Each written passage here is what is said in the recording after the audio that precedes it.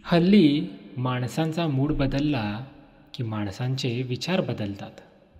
दुःखी असेल तर विचारसुद्धा दुःखी असतात. मूड जर आनंदी असेल तर विचारसुद्धा चांगले असतात. माणसांच्या सगळ्याच गोष्टी हल्ली मूडवरच अवलंबून आहेत. विचार स्थिर नसणं हे रोगी मनाचं लक्षण आहे. याला कारणीभूत आपलं मन आहे. आपलं मन शांत व समाधानी ठेवावं लागेल. मनानं निरोगी राहायचं असेल तर चांगल्या माणसांची व चांगल्या विचारांची सोबत हवीच. अनुभव आणि वाचनसुद्धा तेवढंच महत्त्वाचं. इतरांच्या जगण्याचं कारण बना.